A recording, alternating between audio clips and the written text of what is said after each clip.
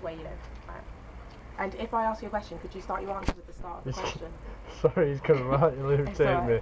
Go on, right, sorry. Right. Say what did you say? If I ask you a question, could you start your answer with the first bit of the question? So like, if I said to you, what do you want the police to do? You go, I'd want the police to. Okay. Yeah. So what's your name? My name is Max. I'm 20. And what do you do? At the minute, I'm unemployed. Cool. And where are you from? I've just moved to Hare Hills from Selby. Okay. So we're talking about police and crime and the issues surrounding that. What do you think are the biggest policing issues in your area? Biggest policing issues in my area? Well, I've just moved to Hare Hills, so from Selby, I think it was because it was quite a small area. People were judged and people had a name with the police. So I think when the police were out on patrol, they'd pick out them people. Cool. And why do you think the relationship between the police and young people is so bad? Because of the media, I think, maybe.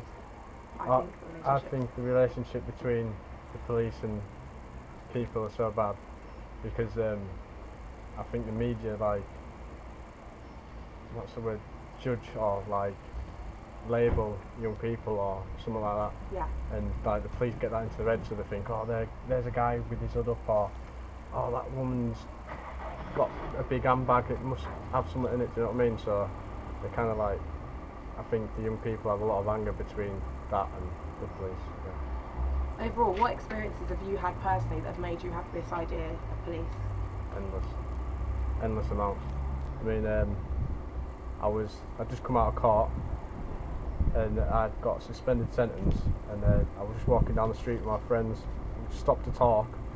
Actually, no, I was walking down the street on my own, saw some friends, stopped to talk to them, and a policeman pulled up and said, oh, Mr. Jackson, will you come over here a minute? Went over to him, he says, oh, can I have your date of birth? And I said, well, why?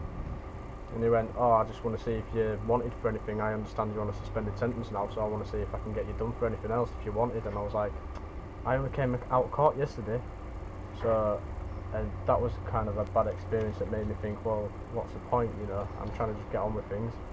So, how does it make you, what does it make you think, or how does it make you feel when they treat you that way, or when you see what's going on? It makes me feel angry. What do you think can be done about it? There just needs to become like an understanding of, like, I don't know, like media need to stop like labelling people, the police have to stop judging people by the way they look or dress, like, and like there needs to be like some kind of mutual respect between them instead of just going out and causing havoc between each other, do you know what I mean? Because it's a power thing, isn't it? So yeah. Talk a bit more about this power. Is that fine? That's fine, yeah. No, I was just going to get a shot of his, because he was doing that with his hand. He was mid-question. Did you have another question for him? Yeah. What do you think, why do you think power is such an important issue with policing? I think power, the police, and why it's so important to them.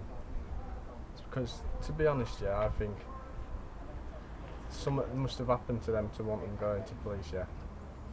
And I think when it comes to with the police and stuff, I think I'm answering this wrong, but I'm just going to go ahead anyway. I think they've got personal stuff and they're angry at things, yeah, and they take it out on their work, do you know what I mean? And that's a power thing for them. Makes them feel good about themselves because they might have felt crap when they were younger or something like that. I think if with them being in power, it lets them feel like they're better than everybody else, and I think that's the wrong way of going about it, especially bringing personal things into your work and stuff.